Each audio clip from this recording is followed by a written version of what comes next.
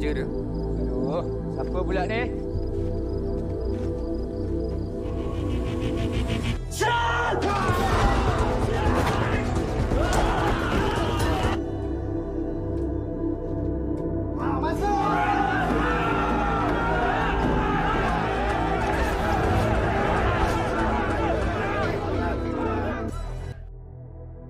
Assalamualaikum warahmatullahi wabarakatuh. Kembali lagi dengan gua Rohmat di channel Refocus.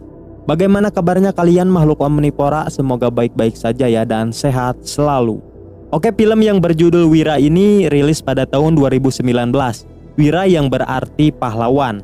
Film yang berasal dari Malaysia ini dibintangi oleh Chairul Ajrin sebagai Hasan dan juga bintang Indonesia Yayan Ruhian sebagai Iprit. Film ini menceritakan tentang pria bernama Hasan yang pulang kampung. Setelah beberapa tahun ia pergi untuk menjadi seorang tentara pasukan khusus. Tujuan ia pulang untuk mengajak ayah dan adiknya untuk pergi dari kampung itu, yang dimana tempat itu sudah lama dikuasai dan ditindas oleh seorang mafia. Jangan lupakan udud dan kopimu, gas!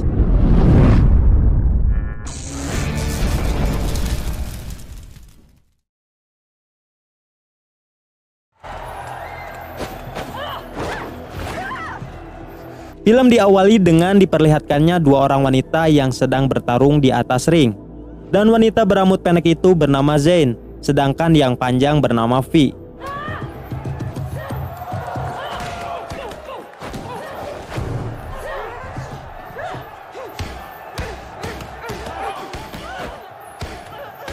Terlihat baku hantam mereka cukup sengit dan terus jual beli pukulan. Namun di tengah pertarungan itu tiba-tiba Vi melakukan kecurangan dengan mengeluarkan jarinya dan melibas mata Zain, yang membuat Zain kelilipan dan mendapatkan pukulan telak. Hingga akhirnya Zain kalah di pertarungan itu. Setelah itu kita diperlihatkan dengan seorang pria yang bernama Hasan yang sedang dalam perjalanan menuju rumahnya. Ia adalah mantan seorang tentara khusus yang baru saja pensiun dari pekerjaannya itu. Yang dimana kita tahu waktu dulu ia adalah seorang petarung yang tidak pernah kalah, yang kini namanya melegenda di kampungnya. Di tengah perjalanan ia dihadang oleh seorang polisi. Setelah diinterogasi ternyata polisi itu adalah sahabat dekatnya. Ia bernama Bun. Dan bisa kita ketahui Bun juga sama seperti Hasan. Dulunya mereka berdua adalah anak buah dari seorang bos mafia bernama Raja. Makan 3 meter. Setelah itu mereka berdua mampir ke tempat makan dan mengobrol di sana. Di tengah perbincangannya itu terlihat ada dua orang yang sedang adu mulut, hingga akhirnya mereka baku hantam. Meski di awal Hasan dan Bun sempat mengabaikannya, tapi akhirnya ia membawa kedua orang itu ke dalam mobil untuk diamankan. Di dalam mobil ternyata kedua orang itu langsung mengenali Hasan setelah mendengar namanya, yang ternyata meski Hasan sudah lama keluar kota namun namanya masih legendaris sebagai anak buah raja. Singkat cerita sampailah Hasan di depan gedung tua, yang dimana kita tahu di sana ada sebuah rusun yang ditempati warga dan keluarga Hasan. Warga rusun di sana sudah lama ditindas dan dikerja paksa oleh raja. Dan karena lamanya warga hidup seperti itu membuat mereka semua menjadi terbiasa dan setia kepada raja meski selalu ditindas. Saat sampai di rumahnya ia bertemu dengan adiknya yang bernama Zain yang sebelumnya ada di scene pertama. Tetapi kedatangannya itu tidak disambut hangat oleh adiknya, yang dimana kita tahu Zain masih marah kepada Hasan karena telah meninggalkannya. Tidak lama setelah itu datang ayahnya yang bernama Munas, yang terlihat bahagia dengan kedatangan anaknya. Lalu cerita beralih ke flashback waktu dulu, yang dimana saat itu warga rusun yang tinggal di sana hampir saja digusur oleh pemerintah. Namun untungnya ada seseorang yang membeli tanah itu, yang tak lain adalah raja. Dan dia memberikan mereka semua tempat tinggal dan pekerjaan. Tapi ternyata warga itu malah dijadikan budak dan bahkan tidak ada yang bisa lepas dari genggaman raja. Oke, kita lanjut ke cerita. Kemudian di sini Hasan mengajak ayahnya untuk pergi dari tempat itu dan membeli sebuah rumah di kota Macang. Tetapi ayahnya itu menolak karena Zain masih mempunyai hutang kepada raja. Dan karena itu ia terpaksa bekerja di pabrik miliknya agar hutang Zain bisa lunas. Malam harinya kita diperlihatkan dengan Hasan yang pergi untuk menemui raja. Alasannya karena ia akan bernegosiasi agar diberikan keringanan hutang adiknya. Di sana ia bertemu dengan orang yang bernama Najmi. Ia adalah anak dari warga rusun itu. Lalu Hasan menyuruh Najmi untuk keluar dari pekerjaannya sebagai anak buah raja. Tapi bukannya mendengar nasihat Hasan, ia malah menghina adik Hasan bekerja sebagai pelacur. Hingga akhirnya mereka berdua hampir baku hantam setelah Hasan membalas hinaan itu dengan mengungkit kematian kakak Najmi karena narkoba. Tidak lama kemudian datanglah tangan kanan raja yang bernama Iprit, yang ternyata itu si Mad Dog cuy, biar greget. Ia juga adalah seorang petarung legendaris seperti Hasan. Namun ketika teman Najmi menanyakan siapa yang akan menang jika Iprit dan Hasan bertarung, Najmi menjawab Hasanlah yang akan menang. Saat sampai di sana terlihat raja yang sedang menyiksa orang yang telah korupsi di pabriknya. Dan kedatangan Hasan pun disambut hangat oleh raja, yang ternyata meski sudah lama pergi, Hasan masih disegani oleh raja. Tetapi permintaannya itu tidak sepenuhnya diterima karena raja menginginkan Zain untuk langsung menemuinya.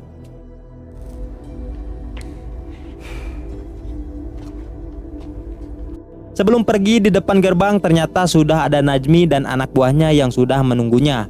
Meski sebelumnya Hasan sudah meminta maaf, namun Najmi tetap menyerangnya.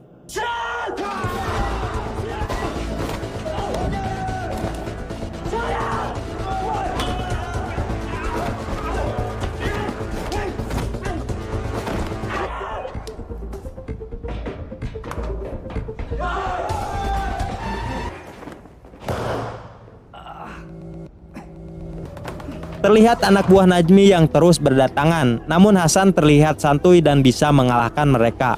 Hingga akhirnya ia menodongkan pisau kepada Najmi dan langsung pergi dari sana.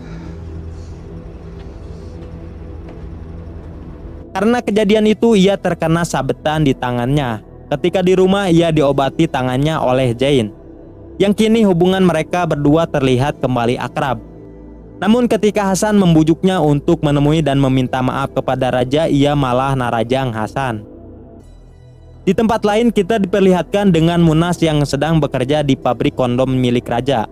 Dan saat di tempat kerja pun ternyata ia selalu ditindas oleh karyawan lain.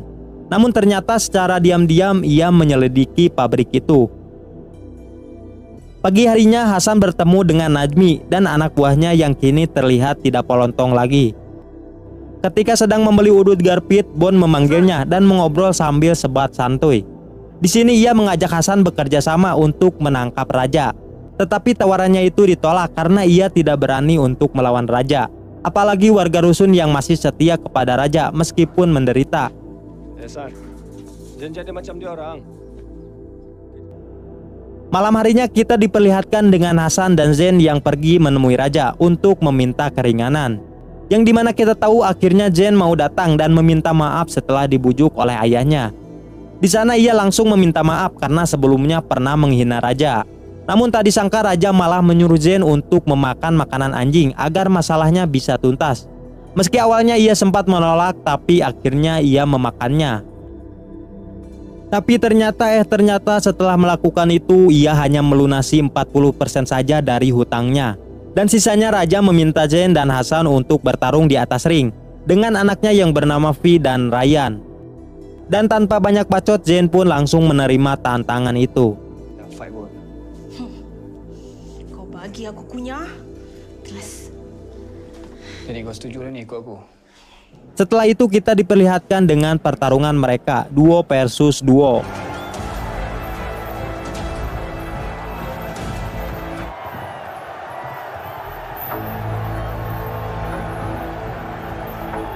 Dan terlihat di awal pertarungan Hasan yang terlihat gugup untuk membantai mereka, apalagi terlihat Pi yang menggodanya. Hingga akhirnya ia mulai enjoy dan baku hantam.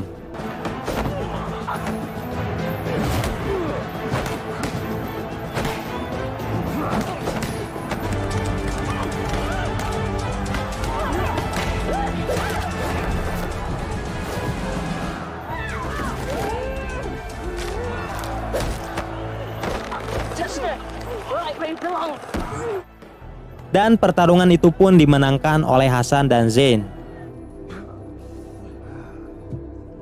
Namun ketika di perjalanan pulang, Hasan menyadari ada orang yang mengikutinya. Dengan cepat mereka berdua berlari dan masuk ke dalam bis.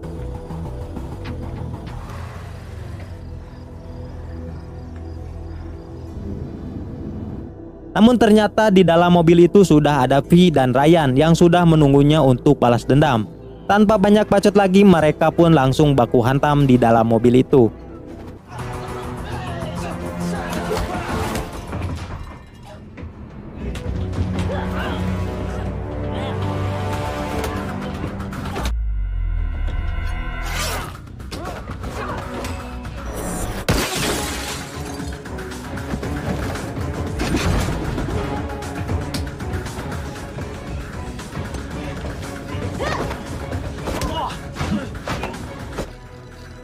Di dalam pertarungan itu Ryan tewas tertusuk oleh anak buahnya sendiri.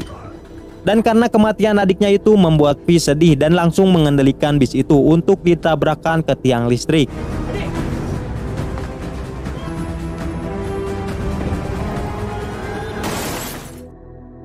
Tetapi untungnya Hasan dan Zain berhasil selamat dan dengan cepat mereka berdua pergi dari sana setelah melihat ada mobil yang menghampirinya.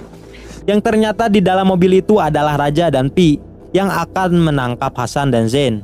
Namun saat sampai di sana ia hanya melihat Ryan yang sudah tewas. Melihat hal itu dengan cepat Raja mengumpulkan pasukannya untuk segera menangkap Hasan dan Zain di rumahnya. Ayah tangkaplah. Cepat ni. Dan Munas yang telat mengangkat telepon dari Hasan, ia melihat rusun itu sudah dikepung banyak orang. Karena tidak ada pilihan lain, ia lalu mengambil goloknya dan menunggu di dalam rumah. Sebelum dieksekusi, di sini terjadi perbacotan dulu dengan Raja, hingga akhirnya ia dikeroyok dan diikat di sana.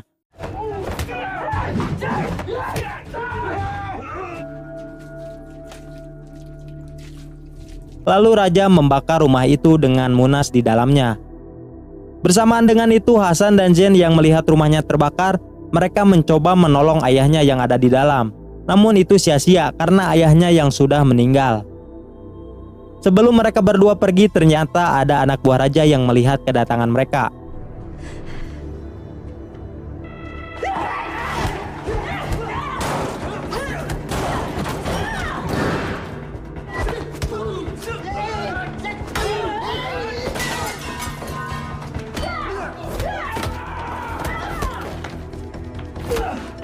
Hingga akhirnya Hasan dan Zain mampu menghadapi mereka semua. Namun di sini mereka berdua berpisah karena Zain yang pergi untuk menemui Raja, sedangkan Hasan harus menghadapi anak buah Raja yang menunggunya di bawah.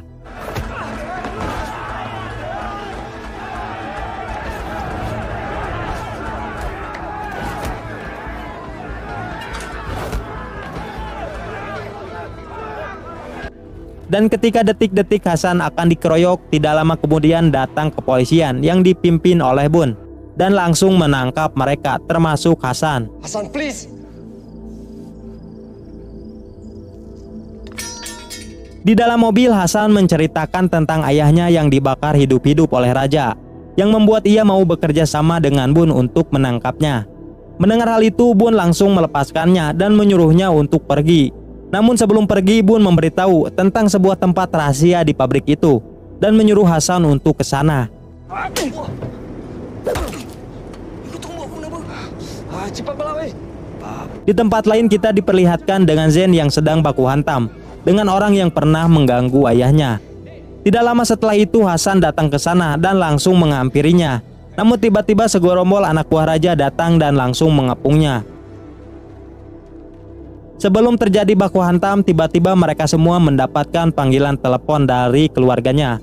Yang dimana panggilan itu keluarga mereka menyuruh untuk berhenti menjadi anak buah Raja karena kejadian Munas yang telah dibakar hidup-hidup, dan menyuruh mereka untuk pergi dari sana. Sebelum ke ruangan Raja, Hasan dan Zain pergi ke tempat yang sebelumnya diberitahu oleh Bun. Dan ternyata itu adalah tempat produksi narkoba. Bisa kita ketahui Hasan datang ke tempat itu untuk mengumpulkan bukti agar Bun bisa menangkap Raja. Dan Bun mengetahui tempat itu dari ayah Hasan yang sudah lama menyelidikinya. Tidak lama setelah itu datang pengawal-pengawal pribadi Raja.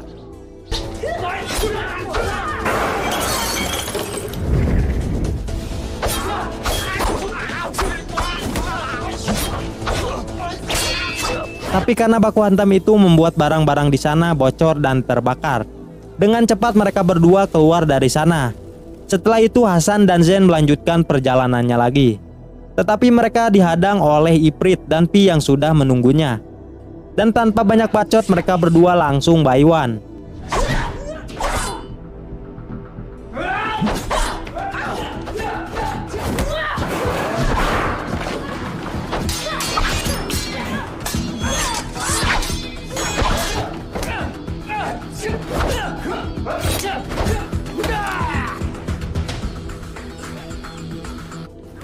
Hingga akhirnya Zen berhasil mengalahkan Pi dan langsung memotong tangannya. Setelah itu ia mencoba membantu kakaknya yang sedang bertarung dengan Iprit. Tapi itu membuatnya langsung dibuat pingsan oleh Iprit. Tapi bukannya dieksekusi, Iprit malah melemparkan 2 pisaunya agar lebih greget.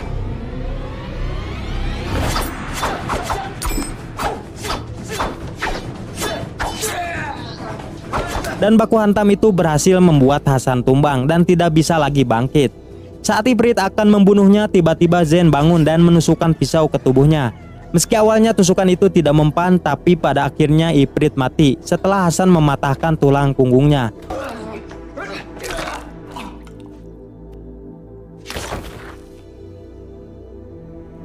Lalu mereka berdua pergi ke ruangan raja, dan saat sampai di sana raja sudah siap dan menembakkan senjata. Melihat hal itu, Hasan memakai strategi seorang tentara.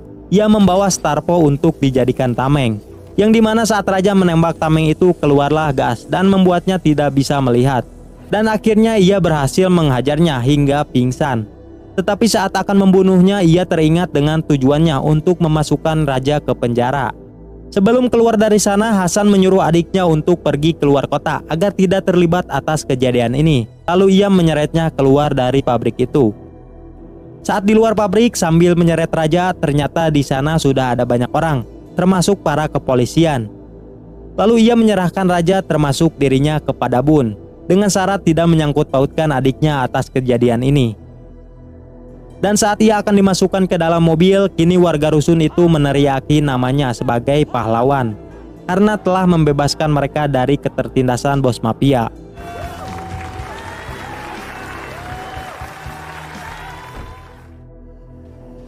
Sebelum film selesai, kita diperlihatkan dengan Zen yang kini menjadi anggota tentara, dan film pun selesai.